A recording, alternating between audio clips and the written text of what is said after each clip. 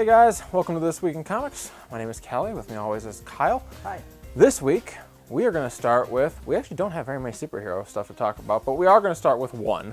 We want to talk about Batman number 23. This is bringing back a team up that we have not seen in quite a while. I think the last time was Justice League Dark. Swamp Thing is coming back into it. Which is interesting to see Swamp Thing and Batman without Alan Moore being involved in the project. Yeah. Although I think they've teamed them up a little bit during the earlier 52 stuff or whatever. Yeah, I think you're right. But it's pretty neat. The art in it's really nice. I don't know who that guy is, but you brought it to my attention, and I was like, "Wait, Swamp Thing?" Yes. So what happens in this one? Well, it's interesting. Basically, at the beginning of it, Batman and Gordon are at a crime scene. And Swamp Thing appears because his dad was murdered. His dad. I never encountered his dad in any of the comics before. Yeah. They So weren't close, he says, though. So right. That's why, yeah. So he nevertheless is showing up in Gotham, and that has gone badly at times, apparently, and it has gone well at times. So we don't have much of a lead yet on how good of a team up this is going to be. It seems like at least for now they're going to be working together, but it could go either way. Well, there's this cool little moment where Swamp Thing is hanging out with Batman in the Batcave as this mystery continues to unfoil, and he's like, "I found something," and so he's like, "Cool, we'll take my car." And Swamp Thing turns to him in one panel and is like, "Why do you need a car?"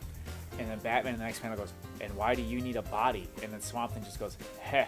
And you see Batman smirking. I'm like, so I think this is going to be a buddy cop adventure for them. I dig it, actually. He's I'm way super cooler into that. than Robin, by the way. Yeah, so you have this ongoing theory that really all of Batman's sidekicks need to be murdered. Yeah, but Swamp Thing would Swamp be fine. Thing, he can stay? Yeah. Okay, great. Up next, from Marvel, we have Star Wars number 31. We've talked about Star Wars in the past, so we're not going to harp on this too much. The reason we're bringing it to your attention this week is if you picked up the first issue of Screaming Citadel, this issue of Star Wars is the continuation of that story. So there's not going to be any more issues of Screaming Citadel. It'll pick up just throughout the weekly issues. So we've got Star Wars 31, and the next part will be in the next issue of Dr. Aphra. We actually have gotten calls asking about this, so we are clarifying for you. Yeah, this one's for you guys. The story does pick up, and kind of like what I was saying with Screaming Citadel, it's not bad. I was worried at the end of Screaming Citadel that it was going to get bad fast. So it's fine. It didn't get bad. It's good. You should keep going with it, definitely. Cool. So I'm hoping in Dr. Aphra, the continuation, we will find Jar Jar Binks. Am I going to be disappointed? If that is your goal, I think you're going to be disappointed. I'm out. At least I hope so. Yeah, see you later. You don't want to talk about this one? Okay, fine. Yeah, I thought so. Up next, we got a series that we probably should have talked about a long time ago, except, well, it's only on its third issue. We have American Gods. It's on TV now. It is, and supposedly it's great. Yeah. That's what I hear. I haven't seen it yet. Sandman fella wrote the original. Oh, yeah, Neil Gaiman? Yeah. Yeah, he's a real well-known guy. I think he's got that girlfriend in the Barbie Dolls band or something. But no, American Gods written by Neil Gaiman. Neil Gaiman almost universally well-liked as a writer, with the exception of bad things. that Marvel 1802 run, which we're not. Was that bad? It was awful. Oh, okay. And even he'll tell you that it was awful and that he only did it for the money. Literally, he's on record saying that. But no, Really? yes, he is. Someone asked him, he's like, "Hey, that 1802 run wasn't very good." He's like, "That's correct. I needed money. Sorry." So thanks, Neil. Thanks for the honesty. We appreciate that. This is a really nice adaptation of the novel. If you've never read the novel, you're missing out. But this has, just like the show so far, has stayed surprisingly, shockingly true to the novel. Some of the more graphic depictions remain intact in this. P. Craig Russell, who is popular for his adaptations of opera and poetry and various other classical themes in night music, and also just for being a great writer and illustrator, is basically helming the adaptation with Scott Hampton, who's kind of underrated as an artist. He hasn't appeared a lot, but when he first came out in the early 80s, around the time I was born, he was lauded as the new big thing. Well, his work in this book is really nice. Really a good artist. Yeah. And so it's a great adaptation. Neil Gaiman seems to be kind of distantly supervising, but he's left it. P. Craig Russell's worked with him on Sandman. I don't know if Hampton and him worked together, and the guy I talked about with Ragnarok, Walter Simonson. Yep. So I don't remember Simonson on the last issue. He must be doing one of the backup features about the new gods. Oh, So, okay. This is a good run Dark Horse is doing, and I encourage anyone who's a fan even in passing to pick it up. Up next, we have from Image, we have The Few. This book is so good. This is number 5, I believe, of 6. Now, it's going to be a limited series, and it is a post-apocalyptic gem. I don't know if we've talked about this one before, but I've been reading this since it came out. Each issue seems to be about double size, about 45 pages as opposed to your typical 22 to 28.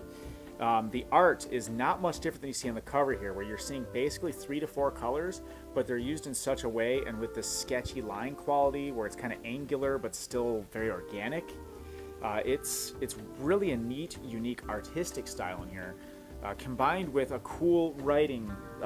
The writing in this is basically the female lead starts escaping from a sort of tribal, shiny and chrome post-apocalyptic group where the leader is a total zealot and he's nuts. And she escapes, and as she's leaving, some dude from the tribe is like, yo, take my baby. And she's like, okay. So All she right. takes the baby, she goes to another group. As the story has developed up to this point, we've come to realize that she actually was an agent of the one stable remnant of the U.S. government that existed and had become kind of totalitarian. And now we are reaching a point where all these threads, including a haunting from her past, are all starting to ravel into a final end game here. So let me ask you this. How come I like this art, and yet I cannot stand the art in The Dark Knight? Which Dark Knight? Dark Knight Returns, Frank Miller. Oh, well, this isn't like the Frank Miller style at all. So that's why. Oh, Yeah, the Frank Miller... because I can actually recognize what this is. Yeah, the Frank Miller Klaus Janson style is a little bit darker, and the line work is a little bit fatter. This is thinner line work, but it's also a little bit more frantic. This is kind of like Sienkiewicz's work on the New Mutants in the mid to late 80s. Oh, okay. Before Liefeld came and took over. Before And Pocket Man showed up. Before the Pockets showed up. But no, this is it's kind of reminiscent of Sienkiewicz, but it's unique in and of itself. I think it's overall a very good series. I'm sad to see that it's nearing its completion. Well, I mean, a lot of these series, well, maybe not so much with Image, but with other companies, they'll like finish up and then they'll like, now it's an ongoing series. Yeah, hopefully that creative team will have more to bring to us, whether it's a different story or not. One we wanted to hit on real quick, we've got the director's cut of Spawn #1 releasing. As much as I personally detest this new ongoing, let's release a director's cut of every #1 that comes out, I can't stand it Comics never myself. used to have directors. No. I guess I understand, like, if you're a Spawn fan, why you'd be interested in this, because obviously extra stuff from McFarlane, everyone's excited about that. Yeah. So, Well, Image is turning 25, which means all of the classic Image characters, Spawn, the Savage Dragon, and so forth, in their publishing history are turning 25 as well. Right.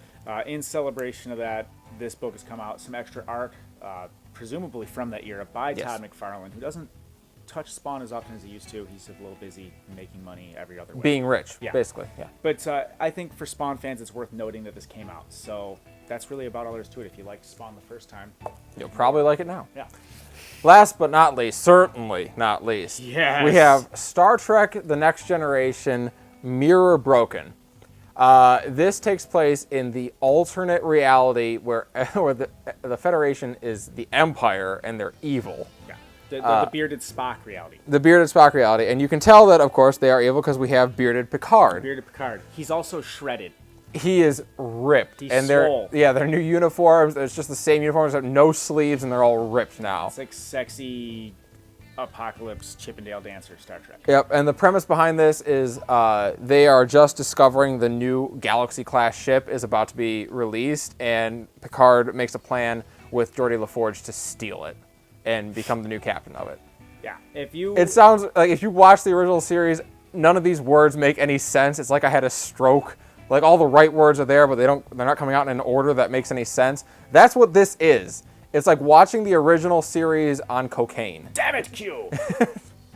It doesn't make any sense.